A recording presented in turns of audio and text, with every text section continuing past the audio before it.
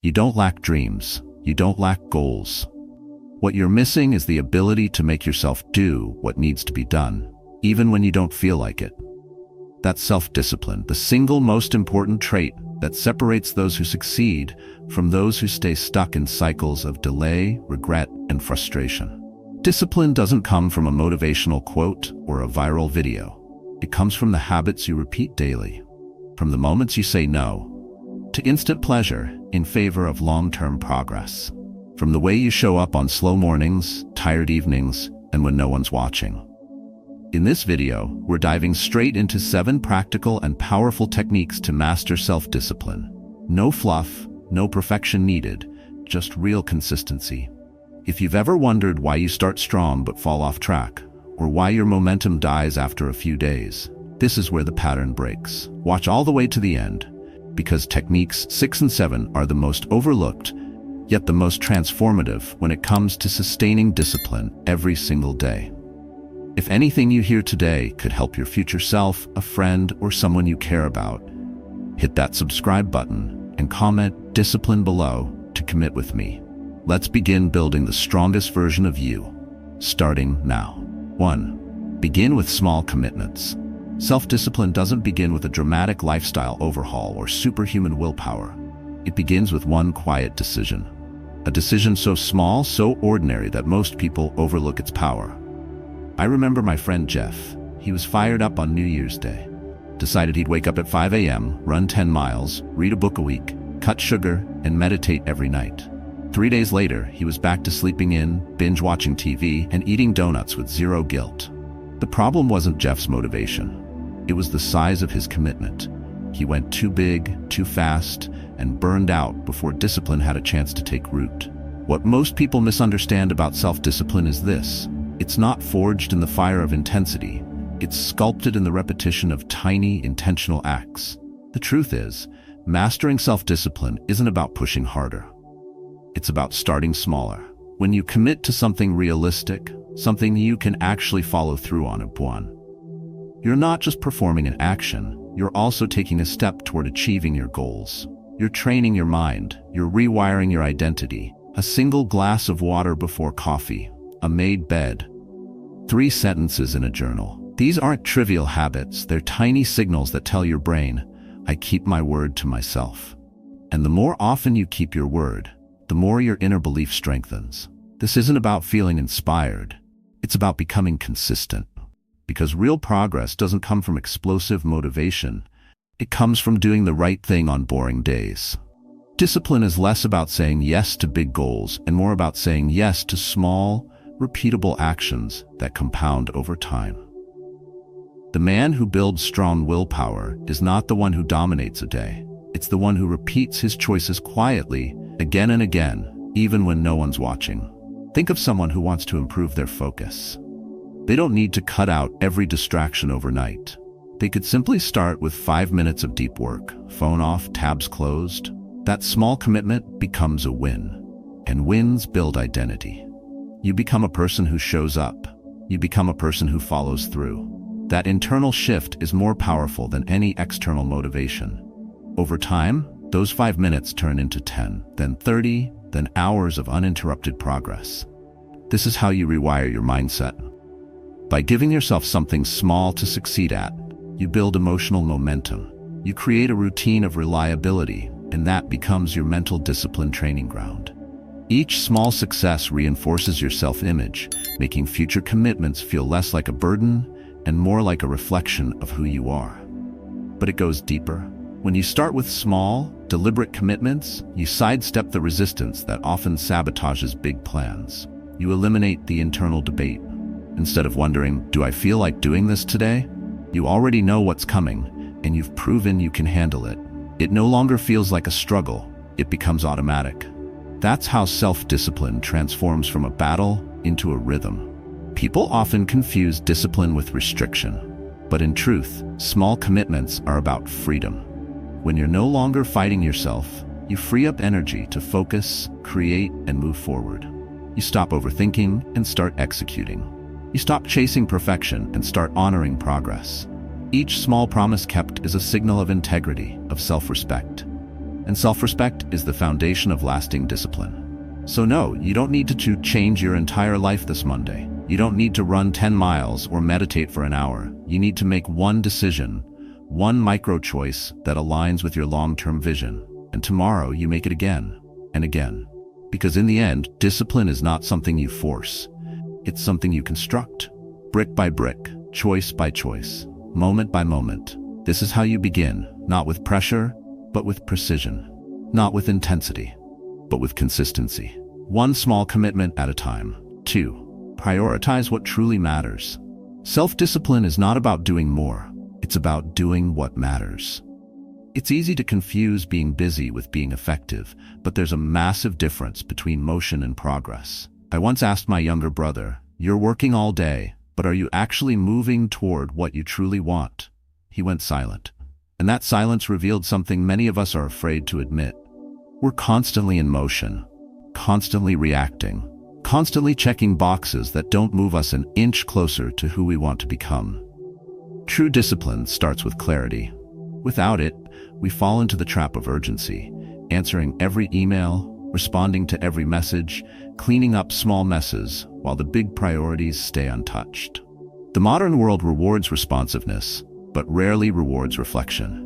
That's why so many people spend their entire day in a whirlwind of tasks and still go to bed wondering, what did I actually accomplish? The truth is, without intentional focus, your energy gets diluted across things that feel important but aren't. Real progress requires ruthless prioritization. Choosing your battles, knowing your values, and aligning your time accordingly. Discipline is not about suppressing laziness. It's about strategic energy use. It's choosing which part of the battlefield deserves your full effort. You can be tired at the end of the day and still feel empty if you didn't work on what actually matters. That's why the most disciplined people are often not the busiest, but the clearest. They understand that clarity is power. When you know your goals, your actions become sharper. You stop saying yes to every distraction and start defending your time like it's the most valuable asset you own, because it is. The discipline to prioritize isn't glamorous, but it's life-changing.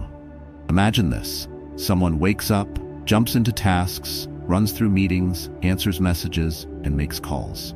At the end of the day, they've been busy every hour, but nothing meaningful got done. That's not a lack of effort. It's a lack of hierarchy. It's the absence of what some call the big rocks. The few essential actions that actually push the needle forward. When you put those in place first, the rest finds its way around them. But if you start with sand, the little tasks, there's no room left for anything else. That's how days disappear. That's how life gets swallowed by the unimportant.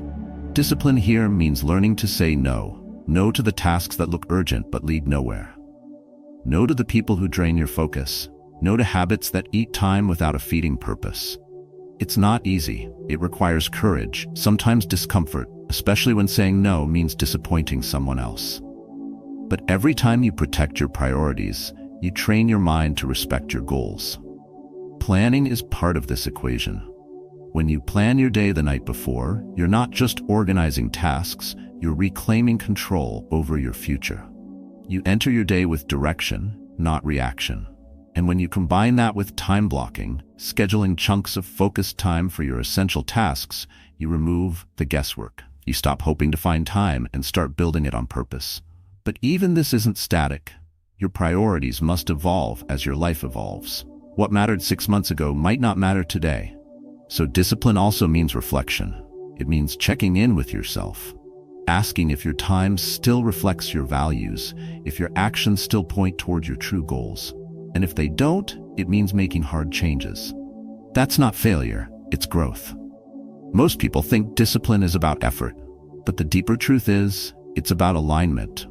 When your values, your time, and your energy align, you don't have to force discipline. It flows naturally.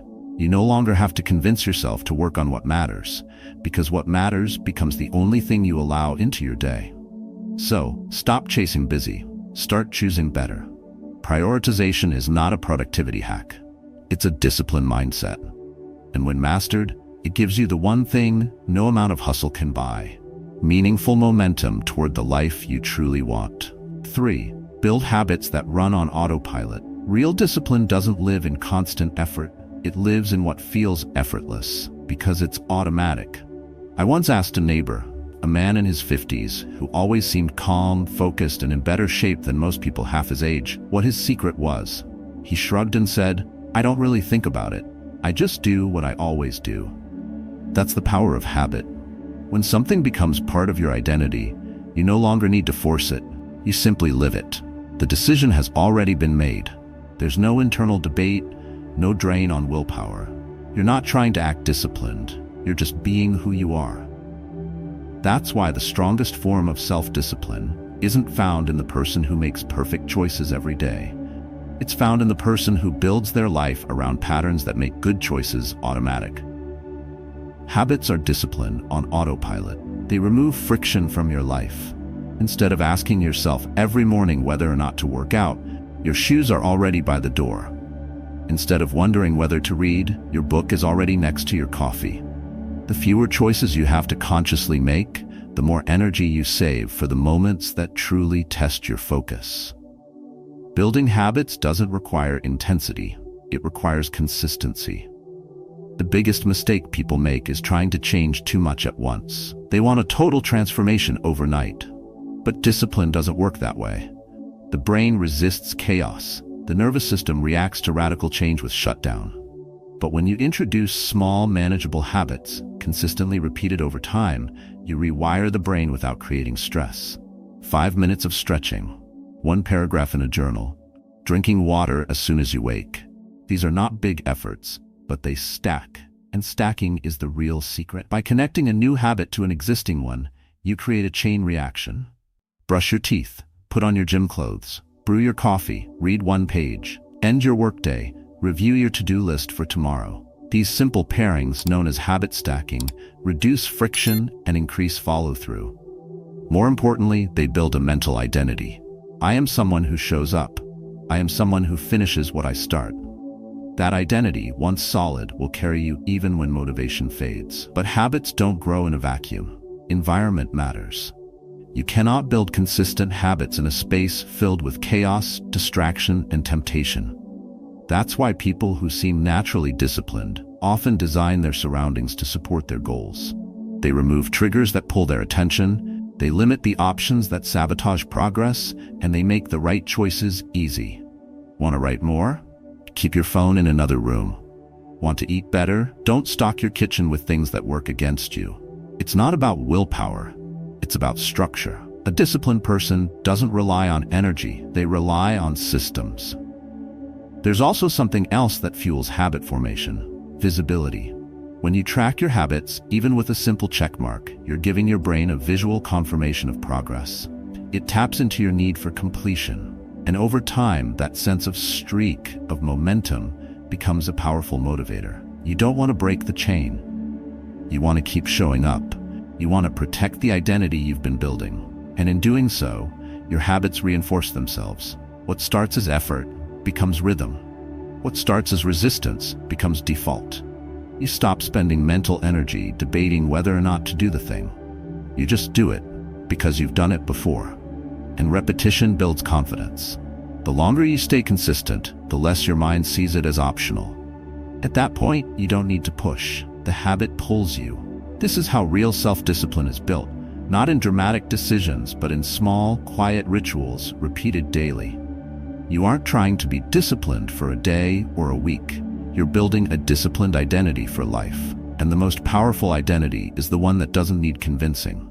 It acts because that's simply who you are. When habits take over the steering wheel, discipline becomes your natural state, not your struggle. That's how you win, not by force, but by design. 4. Learn to delay gratification. Discipline is the ability to choose what you want most over what you want right now. It's not about punishment. It's not about living a joyless life or constantly denying yourself pleasure. It's about power. The power to pause. Picture this. You open the fridge late at night and there it is, a perfect slice of cake, whispering promises of comfort. But earlier that same day, you looked in the mirror and reminded yourself of your goal: to feel lighter, healthier, and stronger by summer. In that moment, you stand between two desires. One offers temporary pleasure, The other leads to lasting confidence. Discipline begins when you recognize the difference and still choose the harder path. Delaying gratification is not glamorous, but it's the most visible sign of self-control. It separates reactive choices from intentional ones. The people we often admire for their strength or focus aren't saints. They've just trained themselves to stretch the space between impulse and action. They've taught their minds to sit in discomfort a little longer, because they know the short-term thrill isn't worth the long-term cost. This is especially true in moments of emotional vulnerability. When you're bored, tired, frustrated, those are the times your future self is counting on you to hold the line. But this isn't just about food or fitness. It's about the way you handle your time, your money, and your attention. Choosing not to buy something right away, even when it's tempting. Choosing to study or work for another 20 minutes instead of scrolling through your phone. Choosing to have a difficult conversation now rather than letting it explode later. Each time you make that choice, you're strengthening a muscle. And like any muscle, it grows with repetition. One powerful way to build this skill is through visualization. Your mind follows what it focuses on. So when you feel tempted, shift your focus. Instead of obsessing over what you're giving up, imagine what you're building. Don't fixate on the pain of saying no to the donut. Imagine how it will feel to wear that shirt that no longer fits. Don't resent staying in to work on your craft. Picture the pride of mastering it. When the mind sees the reward clearly, the sacrifice feels lighter. That clarity is fuel. It also helps to break big goals into smaller milestones. When gratification is too far off, it feels abstract. But when you see progress, even in small ways, it becomes real. Saving $50 may not be exciting, but doing it every week brings you closer to financial peace. Completing one chapter might not change your life, but finishing 10 will. Discipline feels hard when the reward is invisible. So make progress visible, celebrate it. Let it remind you that the future you want is already being built, one decision at a time. Another technique that works is the delay rule. When you feel a strong emotional urge to do something impulsive, buy, eat, react, tell yourself to wait 10 minutes. That brief pause breaks the pattern. It lets emotions settle. It gives logic room to breathe. Most urges fade when you stop feeding them. And if after 10 minutes the desire is still there, you'll be approaching it with more awareness, not pure emotion. Of course, none of this means it gets easy. The temptation will always exist, but what changes is your relationship with it. You stop seeing discomfort as something to escape and start viewing it as evidence of growth. It becomes a signal that you're choosing to invest in yourself, not betray yourself. That shift alone rewires how you approach discipline. You stop fighting it and start trusting it. Every time you delay gratification, you're casting a vote for your future self. You're protecting your peace, your energy, your progress. You're telling your subconscious, I am someone who can be trusted with hard choices. Over time, that trust compounds. It builds mental resilience. It makes future discipline easier, not harder. The man who can wait, who can sit in the gap between craving and reaction, holds more power than the one who always gets what he wants right now. Because real success doesn't come from how fast you get what you want. It comes from how long you're willing to wait for what truly matters. 5. Create and commit to a routine. Discipline doesn't require brilliance. It requires rhythm. And rhythm is born from routine. A cousin of mine, once in the Navy and now working as an engineer, ends every night the same way. He writes down the 3 most important things he'll do the next day. I don't wake up to figure things out, he told me. I wake up to execute. That single ritual gives his mornings clarity, direction, and momentum. And it's this kind of structured routine, not bursts of motivation, that separates consistent achievers from those who keep starting over. When you commit to a routine, you eliminate 1,000 small choices. You no longer waste energy deciding what to do, when to do it, or whether you feel like it. You step into a schedule you've already designed, one that honors your priorities and protects your energy. In a world full of distractions, where your attention is constantly being pulled in every direction, having a routine is like building a mental fortress. It keeps you grounded. It keeps you intentional. It reminds you that your time is not a free-for-all. It's a resource you own, and you've chosen how to use it. This kind of self-control doesn't come from discipline alone, it comes from design. When you pre-decide the flow of your day, you give your brain fewer chances to negotiate with laziness. You reduce the friction between intention and action. You start the day with motion already in place. And when that happens, you no longer need to wait for motivation. You don't need to feel ready. You simply follow the plan. That's the beauty of a routine. It liberates you from the trap of hesitation. Consider how often you've wasted time trying to decide whether to work out, check email, or scroll through your phone. Every one of those decisions drains your mental clarity. But when your day already has a clear flow, those moments of doubt disappear. You don't ask, "Should I?" You know what's next. You just do it. And the more you stick to that structure, the more automatic it becomes. That's how a routine turns into identity. You become someone who follows through. Not sometimes, but always. Take your mornings, for example. A clear, intentional morning routine sets the tone for the entire day. It doesn't have to be extreme. What matters is that it aligns with your energy and goals. Whether it's a short walk, a focused journal entry, or a quiet moment with coffee before the noise begins, that first hour shapes your mindset. It sets your focus. It places you in control before the world even begins to pull at you. And when your day ends with equal intention, with a winding down routine that clears your mind and resets your focus for tomorrow, you create a complete loop of discipline. Morning and night become anchors. And in between them, you operate with clarity. Yet structure doesn't mean rigidity. The best routines have space for life. Flexibility is not failure. Some days shift, some interruptions are real. But when the framework is solid, you can bend without breaking. You adjust without losing control. That's what true mental discipline looks like, not obsessing over perfection, but holding steady through the ebb and flow. And within that framework, boundaries become powerful. A disciplined routine includes time where you say no to distractions, to noise, to everyone else's agenda. You create sacred space for deep work, for mental reset, for priorities that often get buried under chaos. This isn't about being antisocial or robotic. It's about being selective with your time. You no longer live reactively. You live with direction. Eventually, your routine stops being a schedule. It becomes a system, a quiet engine that carries you forward, even on the days you don't feel strong. You no longer rely on willpower. The structure itself keeps you moving. And over time, that movement becomes identity. That identity shapes everything else: your focus, your consistency, your success. Discipline is rarely about effort in the moment. It's about the effort you put in ahead of time to make the moment easier. And there's no greater tool for that than a well-designed routine. When you commit to it, not perfectly, but persistently, you give yourself the clearest path to lasting results. Not because you're forcing yourself every day, but because you've created a system where success becomes the default. That's not a restriction, that's real freedom. 6. Embrace discomfort as a teacher. Discipline does not thrive in comfort, it grows in friction. I once joined a friend for a boxing class. 10 minutes in, drenched in sweat, lungs burning, legs trembling, I wanted to quit. But my friend looked at me and said, "That feeling right there, that's what I train for." He wasn't trying to become a champion fighter.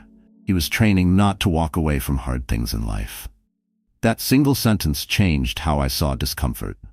It stopped being an enemy. It became a teacher. The truth is, self-discipline only matures when you consistently step outside what feels easy. It's easy to focus when you're rested.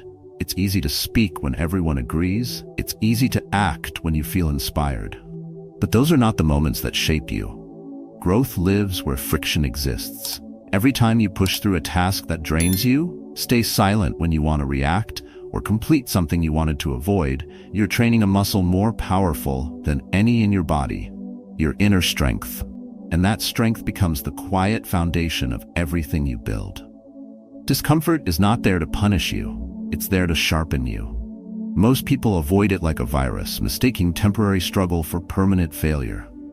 But discomfort is a signal. It tells you you're doing something different, something difficult, something worth the effort. When you learn to read that signal correctly, you realize it's not something to escape, it's something to enter. Because within it lies the very transformation you've been chasing. Every act of self-discipline has discomfort wrapped inside.